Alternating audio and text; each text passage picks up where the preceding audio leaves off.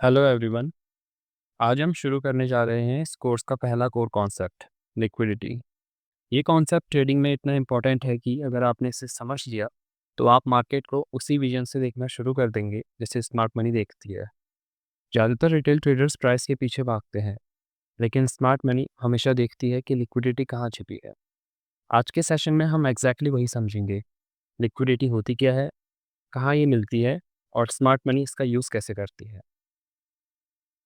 सबसे पहले समझते हैं लिक्विडिटी होती क्या है और क्यों इतनी इम्पोर्टेंट है। सिंपल भाषा में लिक्विडिटी का मतलब होता है मार्केट में वो अवेलेबल ऑर्डर्स, जैसे स्टॉप लॉस, पेंडिंग ऑर्डर्स या लिमिट ऑर्डर्स। ये ऑर्डर्स मोस्टली हमें मिलते हैं स्विंग पॉइंट्स पे, जहां लोग रेजिस्टेंस या सपोर्ट देखते हैं, या फिर ऐसे एरियाज जहां पर चार्ट पैटर्न्स फॉर्म होते हैं। स्मार्ट मनी यानी बड़े ट्रेडर्स अपना ट्रेड तभी एंटर कर पाते हैं जब मार्केट में उन्हें बड़ा वॉल्यूम मिलता है, और ये वॉल्यूम उन्हें मिलता है लिक्विडिटी जोन्स पे। इसीलिए स्मार्ट मनी हमेशा उन्हीं जगहों को टारगेट करती है जहां लिक्विडिटी छुपी होती है, अपने एंट्री पॉइंट्स के लिए भी और अपने एग्जिट पॉइंट्स के लिए भी। सो अगर आप मार्केट में सही लिक्विडिटी समझ पाते हैं तो आप समझ जाते हैं कि स्मार्ट मनी का नेक्स्ट मूव क्या हो सकता है, और वही आपका एक एज बन जाता है।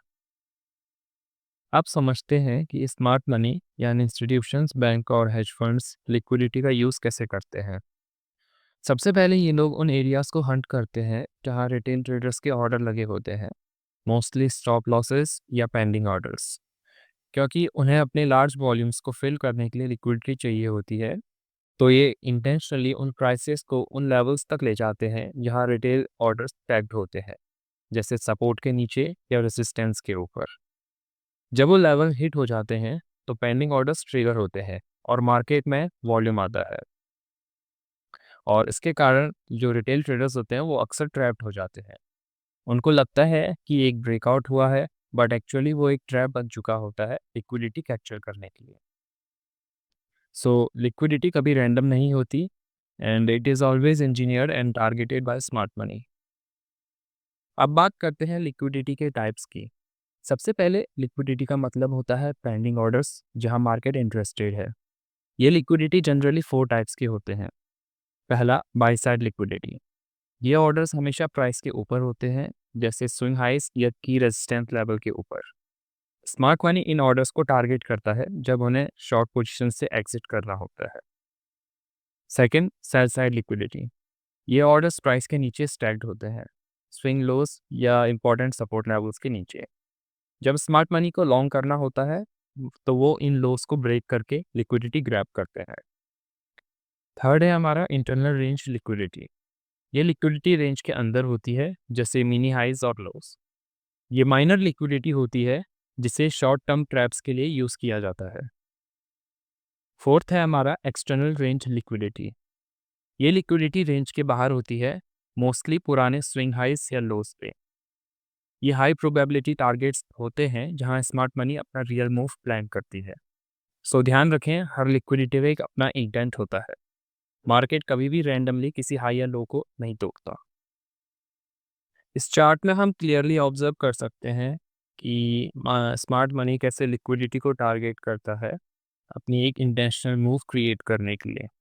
तो सबसे पहले हम देखते हैं कि 18 तारीख को मार्केट एक टाइट रेंज पे कंसोलिडेट कर रहा था। ये फेस होता है जब स्मार्ट मनी क्वाइटली अपनी पोजीशंस बिल्ड करता है, ना ज़्यादा बुलिश और ना ज़्यादा बेरिश। फिर उसके बाद मार्केट ने 18 तारीख की बाय साइड लिक्विडिटी को टेक आउट किया एक लॉन्ग विक के थ्रू। बहुत सारे लोगों को लगा कि ये एक ब्रेकआउट हो गया, लेकिन उसके बाद प्राइस ने एक एग्रेसिवली बेरिश मूव दिखाया और 18th की सेल साइड लिक्विडिटी भी ग्रैब कर दी। अब जब प्राइस ने 19 को सेल साइड लिक्विडिटी के नीचे क्लोज किया तो रिटेल ट्रेडर्स को लगा कि डाउन ट्रेंड स्टार्ट हो गया है, और उन्होंने सेल पोजीशंस ओपन कर ली या फिर अपनी जो लॉन्ग पोजीशंस थी उनको क्लोज कर दिया। लेकिन यहाँ स्मार्ट मनी ने ट्रैप लगाया था। हम देख सकते हैं 20 तारीख को प्राइस ने लास्ट बेरिश कैंडल के ऊपर ओपन करके एक स्ट्रॉन्ग डिस्ट्रीब्यूशन फेज स्टार्ट किया।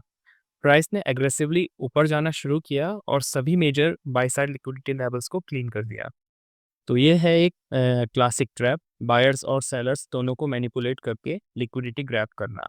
एंड फिर अपना एक इंटेंशनल मूव मार्केट में दिखाना।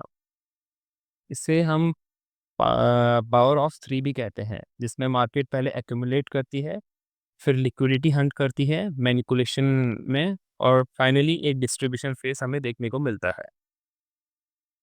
मार्केट में ये समझना बहुत ज़रूरी है कि लिक्विडिटी कहाँ है। आईसीटी कहते हैं कि अगर आप आइडेंटिफाई नहीं कर पाए नेक्स्ट लिक्विडिटी लेवल, तो मार्केट आपको ही क्लियर करेगा। हर ट्रेड लेने से पहले ये ज़रूर सोचना है कि नेक्स्ट लिक्विडिटी टारगेट मार्केट कहाँ कर सकता है। एंट्री ढूंढने से पहले लिक्विडिटी समझना बहुत ज़रूरी है। तभी हम रिटेल ट्रेडर्स नहीं, स्मार्ट मनी फॉलोअर्स बन पाएंगे। अगली वीडियो में हम समझेंगे मार्केट स्ट्रक्चर बेसिक्स, जैसे कि बीओएस, एमएसएस, और कैसे प्राइस स्ट्रक्चर बताता है कि मार्केट बुलिश है या बेरिश।